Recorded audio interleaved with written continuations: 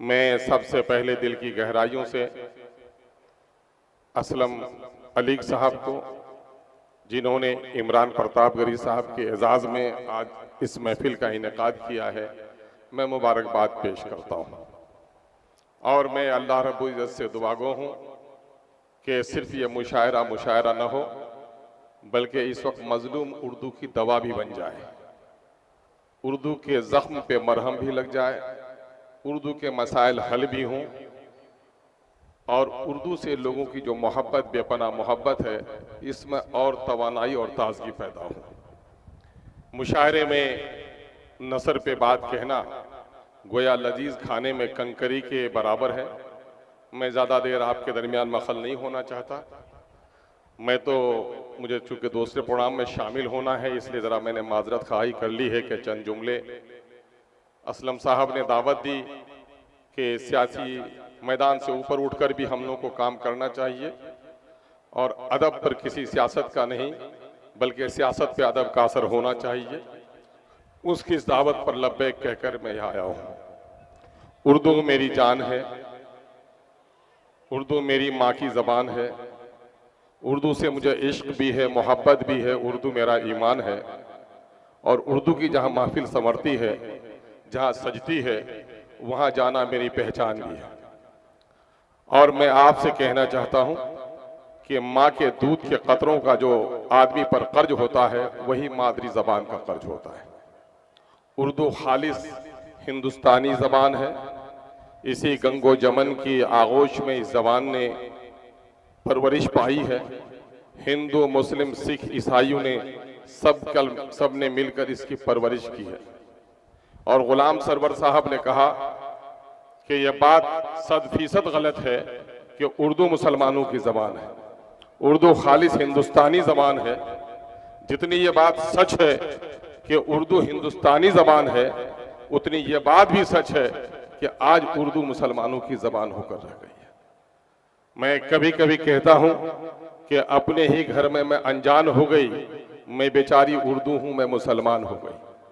इस वक्त मैं उर्दू ज़बान के ताल्लुक से शोरा आएंगे, कलाम सुनाएंगे। यकीनन है कि उर्दू की खिदमत इन शोरा ने बड़ी की है, और इनकी वजह से उर्दू के लबो लहजे में जो ताजगी और बागपन है, उनके मरहून मिन्नत हम सब हैं। मेरे भाइयों, अगर आप मुल्क की तारीख देखें तो इस मुल्क की आज़ादी की तहरीक में उर्दू ज़बान ने जो रोल अदा किया है, यकीनन है कि दूसरी ज़बानों ने अदा की होगी, लेकिन इस लड़ाई में अगर इमामत किसी ज़बान ने की है तो उर्दू ने की है। इनकलाब जिंदाबाद के नारे हों, या सरफरोशी की तमन्ना, या सारे जहां से अच्छा अगर किसी ज़बान ने दिया है हमको अमानत में, हमको वरासत में, तो उर्दू ज़बान रही है। और आज उर्दू कहाँ खड़ी है, इस पर हमको एहतसाब करने की ज़रूरत है। मैं उसी एहतसाब की दावत देने के लिए आपके दरमियान में आया हूँ कि उर्दू सिर्फ हमारी बोलचाल की ज़बान बन गई है। आज उर्दू एक वक्त ये ज़बान उर्दू मुअल्ला थी, और लाल किला की फसील पर इसकी आवाज वहां से निकलती थी और पूरे मुल्क में उसका असर होता था। आप ये जान रहे होंगे कि आज़ादी के बाद भी उर्दू की हैसियत बड़ी तवाना रही, बल्कि आज़ादी के पहले जवाहरलाल नेहरू के शादी का जो रुक्का छपा था, वो उर्दू ही में छपा था। और उस वक्त उर्दू हिंदू और मुसलमानों के दरमियान में, सिख और ईसाइयों के दरमियान में, बिरादरी के दरमियान में तकसीम नहीं हुई थी। लेकिन न जाने क्यों मुल्क की आज़ादी के बाद कुछ दीवानों ने मुल्क को तकसीम कर दिया, और मुल्क के तकसीम का असर उर्दू ज़बान पर भी पड़ा। और इस मुल्क में हुकूमत करने वालों ने फिरका परस्ती के लिए जहां मजहबी अलामतों का इस्तेमाल किया, वहीं उर्दू ज़बान को भी निशाना बनाया, जिसकी वजह से क्या हुआ कि उर्दू को देश निकाला करने की कोशिश की जा रही है। मैं उर्दू के ताल्लुक से बात करते हुए कांग्रेस के लीडर जगन्नाथ मिश्रा को फरामोश नहीं कर सकता, जिसने उर्दू को दूसरी सरकारी ज़बान की हैसियत दी। लेकिन मैं आपको बता दूं कि इस हकीकत से भी कोई इनकार नहीं कर सकता कि उर्दू को सरकारी ज़बान का दर्जा मिलने से पहले हम लोगों ने 1980 में मैट्रिक किया है, और हमारे जो हमजलीस रहे होंगे उनको मालूम होगा कि उस वक्त सिर्फ उर्दू बहैसियत एक ज़बान की नहीं, बल्कि उर्दू मीडियम थी। तारीख की किताब हो, फिजिक्स हो, केमिस्ट्री हो, बायोलॉजी हो, आज भी मेरे उस्ताद हयात से हैं, राम बाबू थे तो वो जब हमें पढ़ाते थे मैथमेटिक्स तो उक्लेरस बोला करते थे, ज्योमेट्री को बोला करते थे। हमारे शीतल शर्मा सर थे, मुरक्कब और मखलूत बोलते थे, मकनातीसी कुव्वत बोलते थे। बैक वक्त उर्दू और हिंदी के दोनों इस्तिलाहात इस्तेमाल करते थे। उर्दू उतनी लाचार नहीं हुई थी, लेकिन जब उर्दू को बिहार में दूसरी सरकारी जबान का दर्जा मिला, उसी वक्त से Bihar Urdu text book corporation ने उर्दू किताबों को छापना बंद कर दिया। मैं ये कहता हूं कि उर्दू को दूसरी सरकारी जबान की हैसियत मिली, सर पे ताज रखा गया और गर्दन में चुपके से तलवार भी रख दी गई, जिसका नतीजा ये हुआ कि उर्दू को दूसरी सरकारी जबान बनने से पहले जो फौकियत हासिल थी, दूसरी जबान सरकारी जबान मिलने के बाद इनके कुछ ट्रांसलेटर्स, कुछ मुतरजिम, कुछ टाइपिस्ट तो बहाल हो गए, लेकिन उर्दू स्कूलों से निकाल दी गई। और आज भी मैं बता रहा हूं कि पहले स्कूलों का मानक मंडल 9+1 था, उर्दू और पर्शियन के टीचर थे, फारसी के टीचर निकाल दिए गए और अभी मानक मंडल 5+1 का हो गया है। और अगर वो नाफिज हो जाए तो हाई स्कूलों में उर्दू का टीचर भी नहीं मिलेगा। आखिर उर्दू के साथ ये शरारत कौन कर रहा है? मैं किसी और को बदनाम नहीं करना चाहता। उर्दू के साथ अगर कोई गफलत कर रहा है तो वो उर्दू आबादी है, वो आप हैं और हम हैं। आज क्या वजह है कि हम उर्दू के नाम पर जमा हुए हैं? आपके शौक को मैं सलाम करता हूं, लेकिन क्या हमारी बस्तियों में उर्दू के कितने अखबार आते हैं?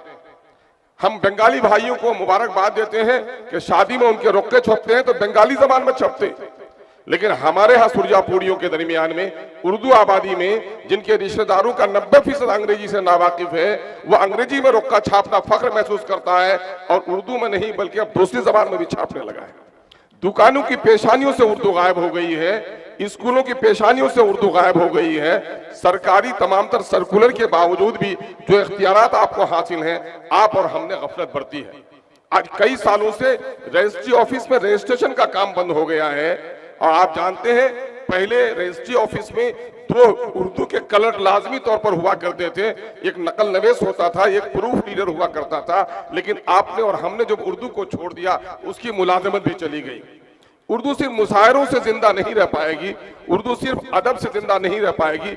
आज के दिन में अगर आप देखेंगे तो ऐवानों में जो है उर्दू के जो ऐवान है, उर्दू की जो एकेडमियां हैं, जो फिक्शन हो या उनका अदब हो, वो आलमी पैमाने का अदब शाया हो रहा है। किताबें एक से एक आ रही हैं, नाविल से नाविल तक और दास्तान से लेकर गजल तक जो शायरी हो रही है, बड़े पैमाने की बेहतरीन शायरी हो रही है। लेकिन उर्दू ऐवान में जिंदा नहीं रहेगी, बल्कि उर्दू आवाम से जिंदा रह सकती है और उर्दू का रिश्ता आवाम से बहुत हद तक कट गया है।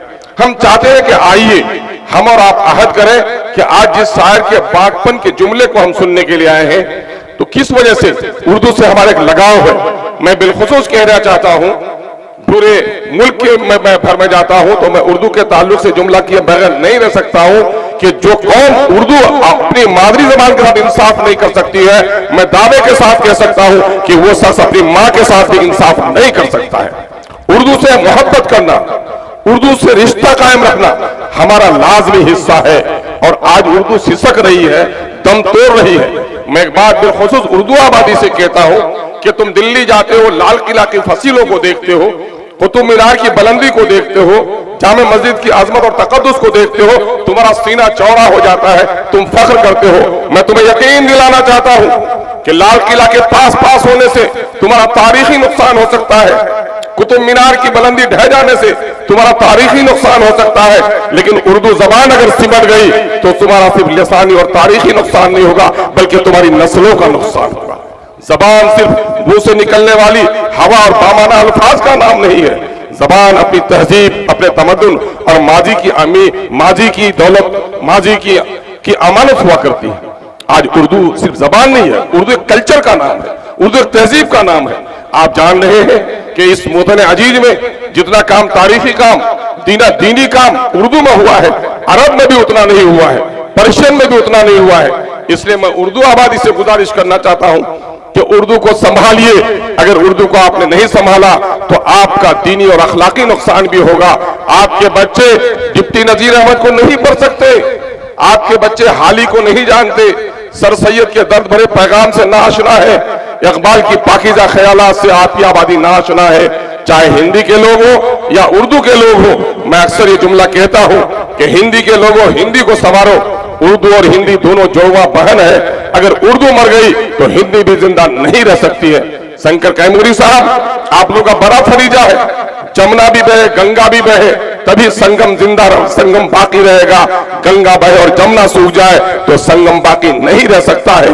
उर्दू अगर मिट जाएगी तो हिंदी भी जिंदा नहीं रह सकती है। मैंने कहा, वाकया सुनाया कि गांव की दो जुड़वा बहन थी, दोनों की पैदाइश एक साथ हुई, रंग रूप एक साथ था। चोट किसी को भी लगती तो आंसू के कतरे दोनों के आंखों से टपकते। ससुराल गई, दोनों के साथ मेहंदी लगी, लेकिन एक दुल्हन को जब जहर दे दिया गया तो दूसरी दुल्हन भी मर गई थी। यकीन जानिए, जो सर सैयद ने कहा था, हिंदू और मुसलमान इस प्यारी दुल्हन की दो रसीली आंखें हैं, किसी एक को तोड़ दोगे तो हमारा हिंदुस्तान जो दुल्हन है उसकी शकल सूरत बिगड़ जाएगी। यकीन जानो हिंदी आबादी के लोगों, अगर उर्दू मिट गई तो हिंदी जिंदा नहीं रहेगी। और हिंदी ही नहीं बल्कि हमारी जो गंगा जमनी तहजीब है, हिंदू और मुसलमानों के दरमियान में जो रफाकत है, जो मोहब्बत है, प्रेमचंद के जो अफसाने हैं, अलगू चौधरी और जुम्मन के जो किस्से उसने बयान किए हैं, हिंदू और मुसलमानों की जो दोस्ती और उल्फत रही है, इस जबान ने हमें जोड़ कर रखा है। आइए हम और आप अहद करें कि इस वक्त उर्दू के जितने मसाइल हैं सब मिलकर लड़ेंगे। मैं किसी पर तनकीद नहीं करना चाहता, उर्दू का खादिम होने की हैसियत से मैं आपकी तवज्जो मरकूज कराना चाहता हूं और लोगों से मुतालबा करना चाहता हूं कि उर्दू के ट्रांसलेटरों की बहाली क्यों नहीं होती। 70,000 से ज्यादा उर्दू टीचरों की जगह खाली है, वो उर्दू क्यों नहीं बहाल किए जाते। उर्दू एकेडमी की जगह खाली पड़ी हुई है, उर्दू मसावरती कमेटी की जगह खाली हुई है। उर्दू का एक अहम शोबा है जिसका डायरेक्टर कई सालों से मुस्तार है, मांगा हुआ है, डिपुटेशन पर है। मैं कहता हूं कि उर्दू के मसाइल को हल कीजिए, अपने घरों में उर्दू को जगह दीजिए।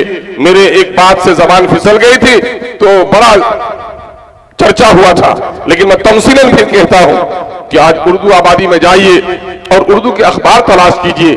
तो उर्दू अखबार तलाश करना अब उर्दू आबादी में लगता है ऐसे कि सिखों की बस्ती में हम नाई की दुकान तलाश कर रहे हैं। उर्दू पढ़ने से लोग हो गए, हमारे बच्चे उर्दू पढ़ने से घबरा रहे हैं, उर्दू की तहरीर उनकी खत्म हो गई है। उर्दू के मुशायरे को कामयाब कीजिए, उर्दू के शोरा को इज्जत बख्शिए, उर्दू का एक पर्चा, उर्दू का एक अखबार अपने घरों तक जरूर पहुंचाइए। अगर उर्दू जिंदा न रही, यकीन जानो हिंदी मुसलमानों तुम्हारी तारीख भी बाकी नहीं रहेगी और हिंदू और मुसलमानों का जो रिश्ता है यह पाकीज़ा रिश्ता भी बाकी नहीं रहेगा। जरा मुड़ कर देखो, यही साउथ में तेलुगु और कन्नड़ के नाम पर रियासतें अलग हो गई, पाकिस्तान का दो टुकड़ा सिर्फ हिंदी और बांग्ला के नाम पर हो गया। आजकल आलम ने कहा था, किसी कौम को तुम तबाह करना चाहो तो उसकी नस्लों की गर्दनों पे शमशीर मत चलाओ, उसकी मादरी जबान छीन लो। जब कोई कौम मादरी जबान जिसकी छीन जाती है वो कौम तो जिंदा रहती है लेकिन अपनी माजी की वरासत से महरूम हो जाती है, वो यतीम हो जाती है। आइए हम अहद करें, उर्दू लिखेंगे भी, उर्दू पढ़ेंगे भी, अपनी दुकान की पेशानी पे अपने कलम से नजराना लिखते वक्त, नात पढ़ते वक्त उर्दू का हम इस्तेमाल करेंगे, वरना सिर्फ जबान से हम उर्दू की बात करते रहे और उर्दू के कालिब की हमने हिफाजत नहीं की, रस्मुल खत की हमने हिफाजत नहीं की, तो उर्दू में जो चाशनी हो बाकी नहीं रहेगी। उर्दू जिंदाबाद। आज का ये बेहतरीन बज़्म मुशायरा जिंदाबाद। बहुत बहुत शुक्रिया। सलाम आदाब।